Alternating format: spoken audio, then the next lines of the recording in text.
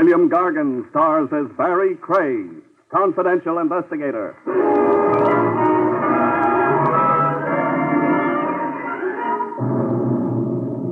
One thing about a corpse you can be sure, folks. Everybody's always trying to palm it off on the next guy.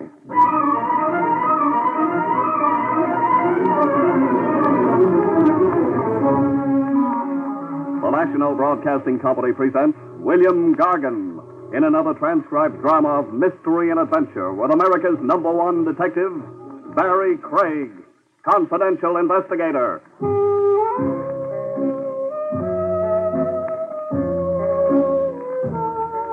Barrie Craig speaking. A wise man once said a good detective's brain is in his feet. I guess he meant footwork solves more crimes than brain work. Oh, mister, my aching metatarsal. In my business, you rest your feet every chance you get. Any raised surface. Desk, table, the friendly lap. Off go your shoes, and up go your feet. On this occasion, I had my feet high off the floor in a tavern. Downtown along Bail Bond Row, waiting for a bail bondsman named Soloway. Sam Soloway. We had a date set up. Soloway had poured his troubles out to me on the telephone. A Rogues Gallery pinup boy, Joey Florio, had skipped, leaving Soloway holding the bag for bail bond money. A cash loss big enough to give any bondsman a heart failure. $50,000. My feet were asleep when Soloway finally showed. A sad-faced little guy who looked as if he'd like nothing better than a good cry. Mr. Craig? Soloway, pull up a chair. I kept you waiting. Through heartache, stardust, and melancholy baby. Huh? The chute box over there. It's been crying for half an hour. You look mopey, Sam. Mopey? Somebody should have strangled me before I became a bail bondsman. Craig, you've got to catch me a rat.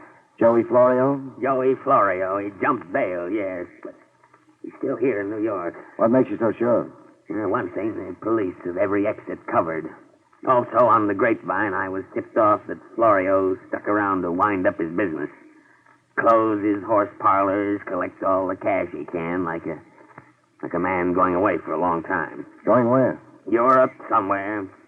He's going to catch a plane for Europe. Just like that, huh? A fugitive racketeer under indictment breezes into an airport all smiles and climbs aboard a plane. Oh, he has nerve, Joey Florio. It took nerve to become a high muck-a-muck of the rackets. Exactly what do you want of me, Sam? Catch Joey Florio. I'll give you 10% of the bond money you saved me. You're a sucker for hiring me on the side.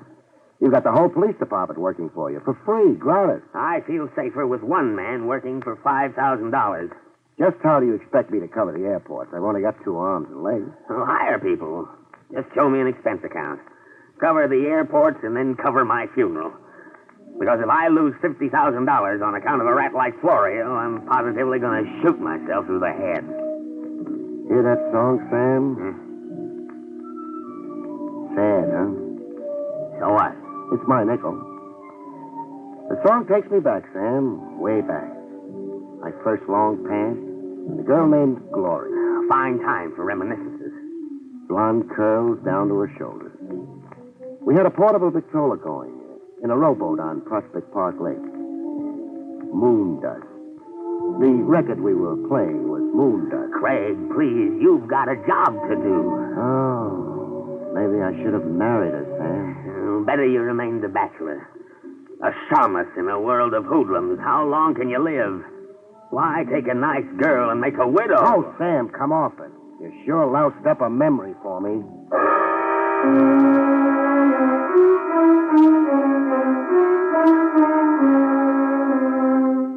I covered the airports to keep Soloway, the bondsman, from attending his own funeral as threatened. I hired a half a dozen stooges for $10 a day and smoke. You know your stations, men. It's a 24-hour watch, so load your pockets with K-rations and carry a change of socks.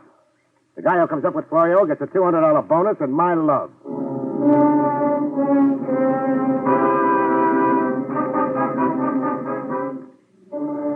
Chance in a million, but I kept it going for a week with as much action as an icebox salesman at the North Pole. Then I gave up.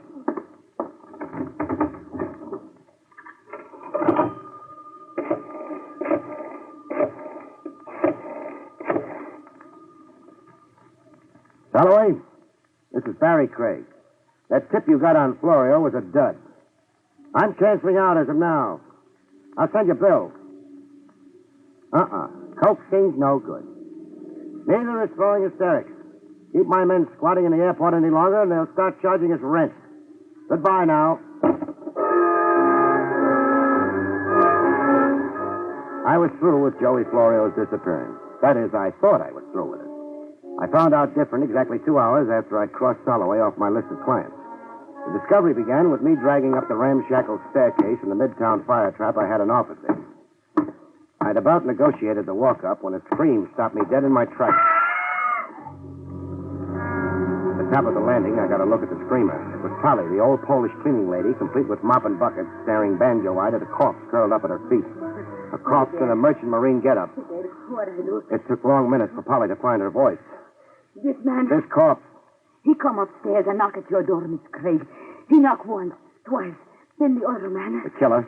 He sneak up behind me. And stabbed him. Which way did the knife go? Not down, not with me on the staircase. Up! He go up to the roof. Stick around, I'll be right back.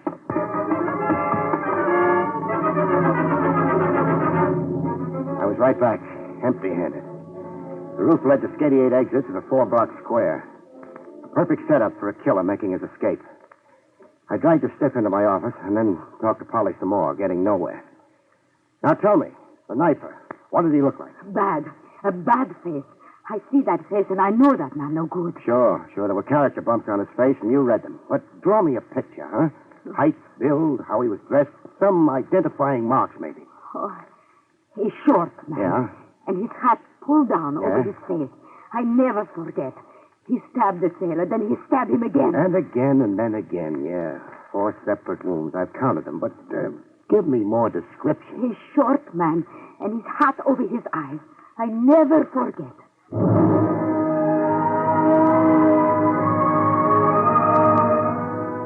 description to fit every second guy you pass on the street.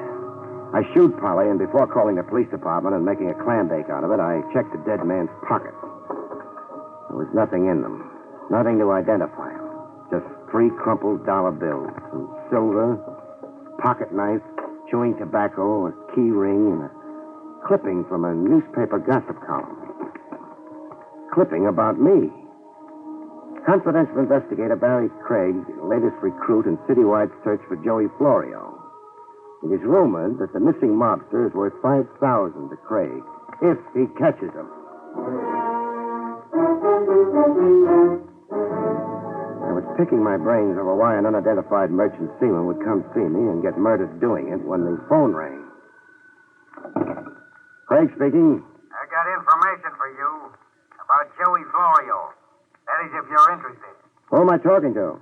General Grant. What kind of a guy? Look, I like knowing who I'm talking to. Then you're not interested in what I have to say. All right, I'm interested. What about Florio? He's at the Freedom Hotel on the Bowery. Making out he's a bum. Whoever said he wasn't. Well, if you was to get over there right away... Why right away? Florio's all set to move on to somewhere else. You really want him, it's gonna be right away. I see. Tell me now, General, sleeping up in that tomb on Riverside Drive like you've been, how'd you know I was interested in finding Joey Florio? It's been in the papers. I read it in the column. And why are you so interested in double-crossing Florio? For a cut in the 5 G's you're going to collect? Oh? How will I know who to pay a cut to if you don't identify yourself? I'll be around to collect when you catch Florio. Better hop to it on a double. Florio's not going to sit around waiting for you. So long.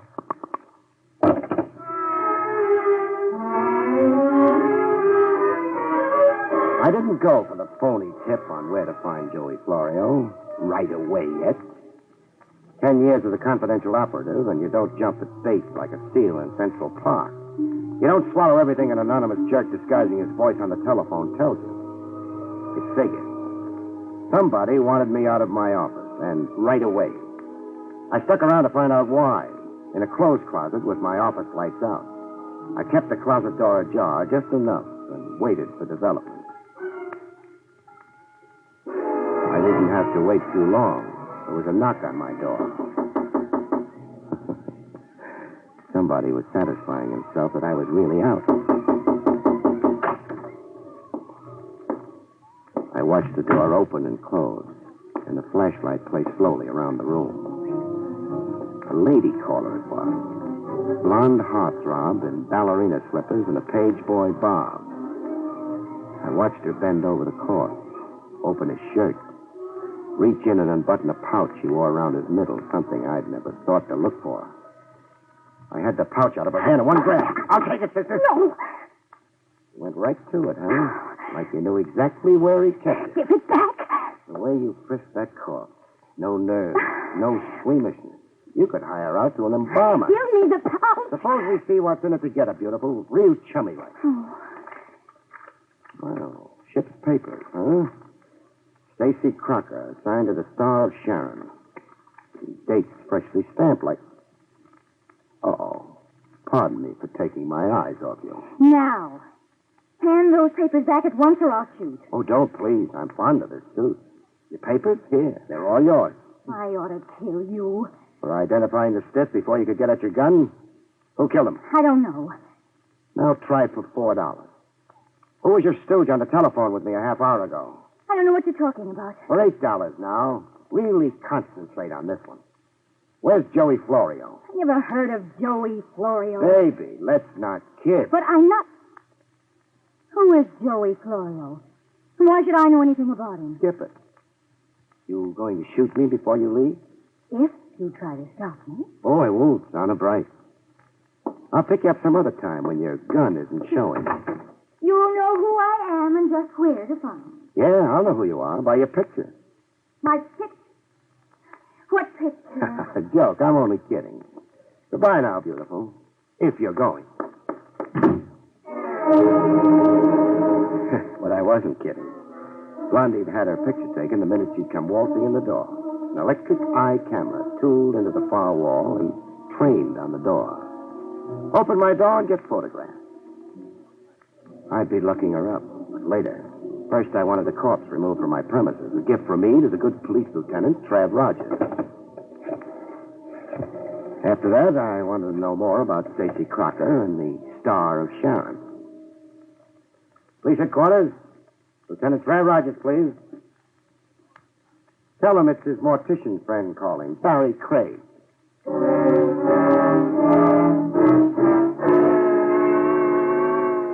My interview later aboard the Star of Sharon, anchored off Pier 20, was short and sweet. The Captain Jameson was positive that he'd never seen or heard of a Stacy Crocker. I'm sorry, there's nothing I can tell you, Mr. Craig. Nothing whatsoever. Stacy Crocker never shipped on the Star of Sharon, and to the best of my knowledge, was never assigned to this letter. But he had Star of Sharon papers on him, Captain. I saw them with my own eyes only an hour ago. Well, I can't answer for that, except that there's lots of bogus papers around. And lots of bogus talk. What? Lots of bogus talk. Why, you... Try throwing me over the side, and we'll both play pollywog in a drink. Thanks for nothing, Captain. Leaving the Star of Sharon on my way to police headquarters, somebody decided it was time to discourage me a little. A high-powered rifle shot from somewhere in an empty row of dilapidated buildings along West Street. It breezed close enough to my skull to give me a head cold. I got moving on the double.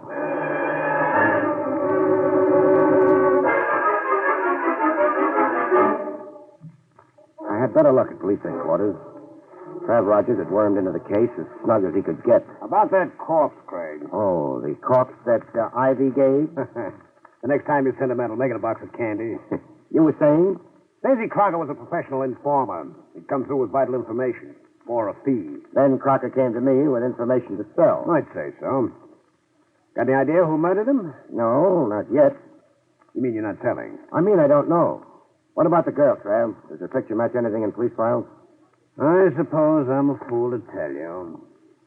Yes, it matches a picture filed with us when she applied for a nightclub hat checker's license. A nightclub hat checker's license? Why the skeptical look? She wore ballerina slippers. You know, capriccios. No heels, low to the floor. So? So I'm a little disillusioned. And a little crazy. I have a license application here. Her name is Myrna Wilson. The address she gave us is the Hotel Mohansick. What's your position in this case, Craig? The usual 100% cooperation with the department. I'm your boy, and I don't cost you a cent. Jolly civic of you. Who brought you into the case? Joey Florio's bail bondsman, Sam Soloway. I was to get 10% of the bond money if I beat the department to Florio. Does the murder of Stacy Crocker and the Smyrna Wilson have to do with Joey Florio? If I said yes, I'd only be guessing. Well, I'll have to tear myself away now. Keep in touch, Barry. Let's not compete. Sure, I'll keep in touch. Any corpse I meet, you get first introduction. Oh, Trav. Yes, Craig. The Star of Sharon. When does she sail? Midnight tonight. I suggest you search her from stem to stern, just in case the disappeared Joey Florio does tie in with the murder of Crocker. And just in case Florio picks the Star of Sharon as his way out. We have searched the Star of Sharon. While you had your feet up on my desk and ordered my office around, I had 20 men go over every inch of the Star of Sharon. Ah, clever man. I'm going to tell a taxpayer about you.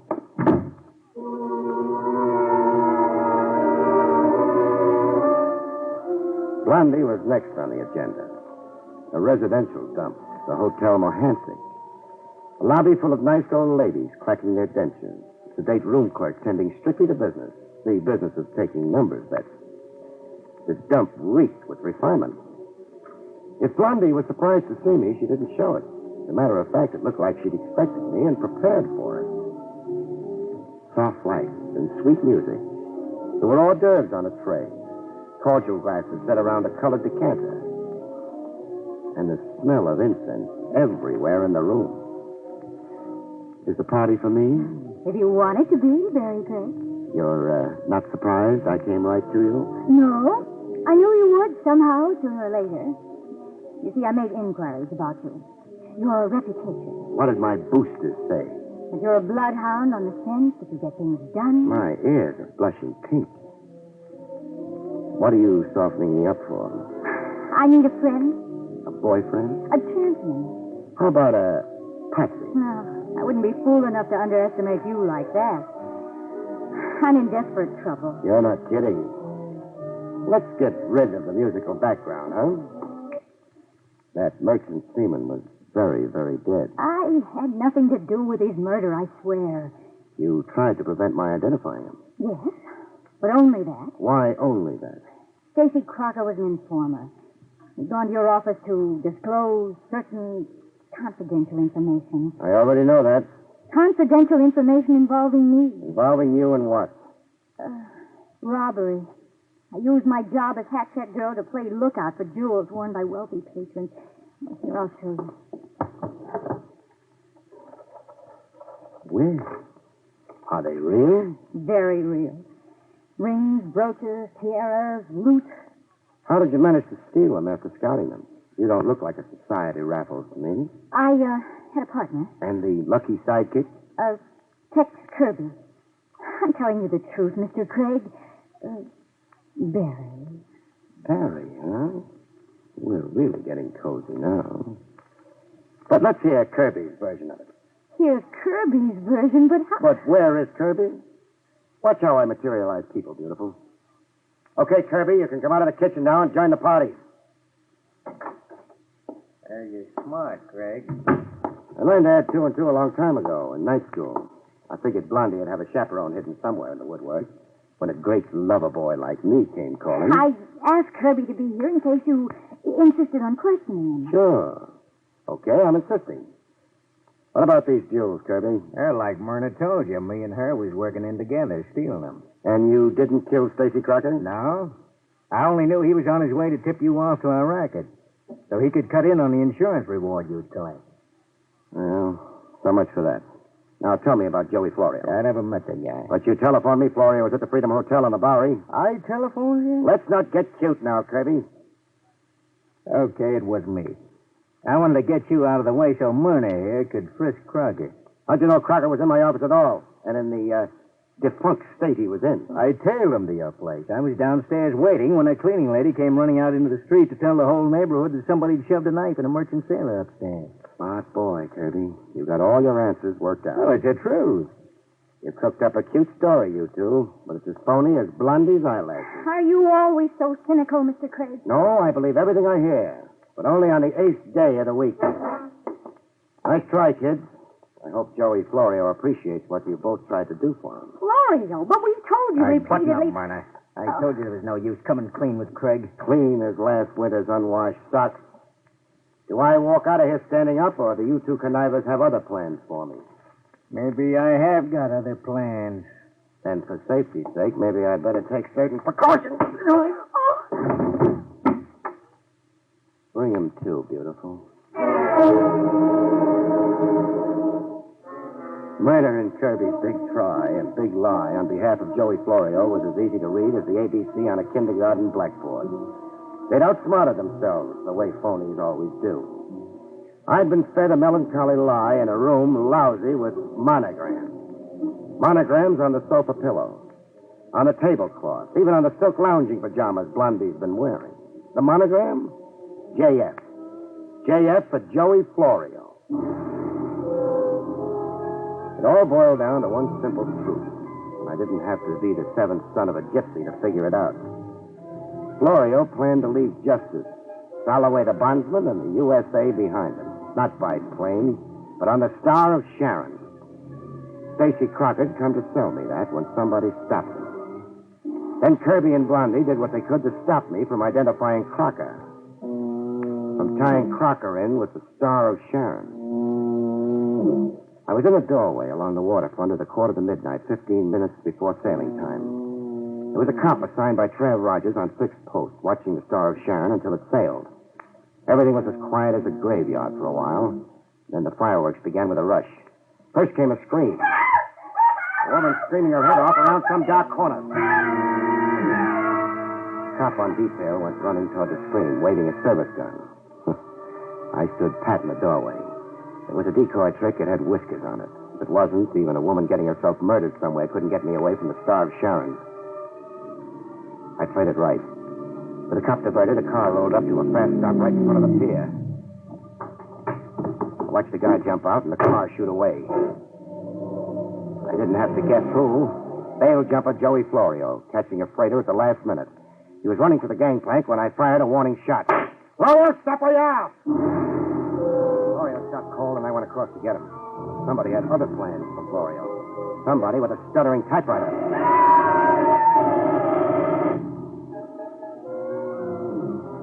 When I finally got over to Florio, he had more holes in him than a Swiss cheese.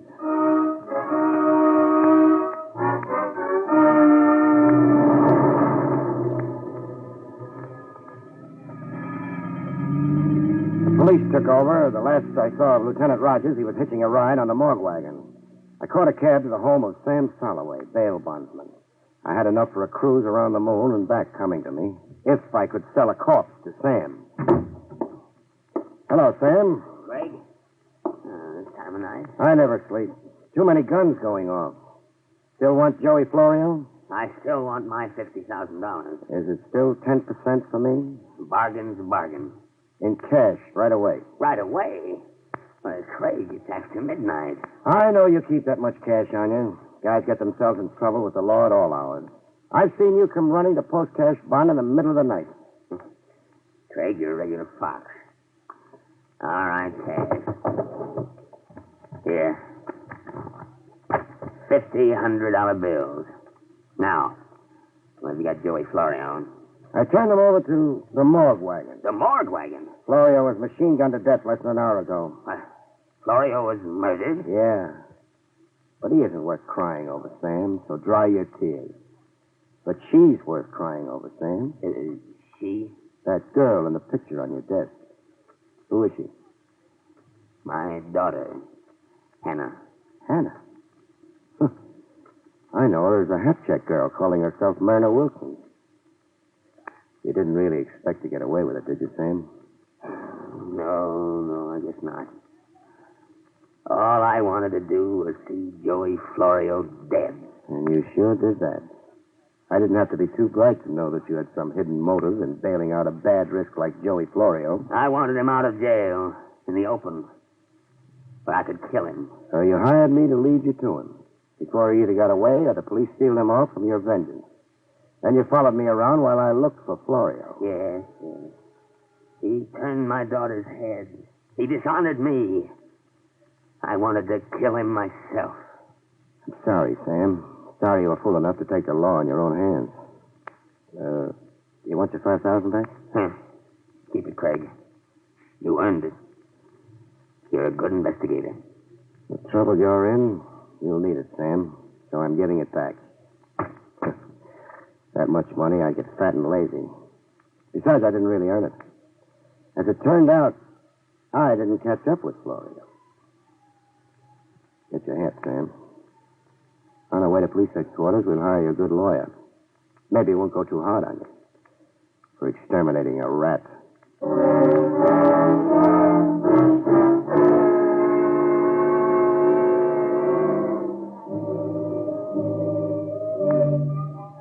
You rest your feet in my business every chance you get. Any raised surface handy. Off go your shoes and up go your feet. You drowse off, wondering about things. Things like the bittersweet memories of an old song can stir up. A golden girl named Gloria and a portable Victrola in a park rowboat. You wonder about the crazy anger that changes a sad-faced little bondsman into a murderer. Salloway. Poor, sad-faced Salloway. How will it go with him in court, you wonder? And you worry. You worry. Good night, folks. See you next week.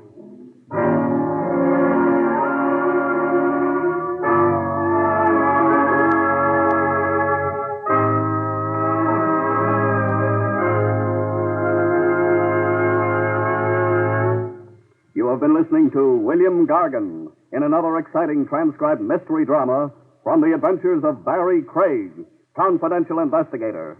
Tonight's story, Corpse on Delivery, was written by John Robert. Next week, it's the strange story of the borrowed knife, about which Barrie Craig has this to say. One thing about marriage, folks. Many are made in heaven, but there are others that are unmade by the forced application of the vow, unto death do us part. See you next week, folks.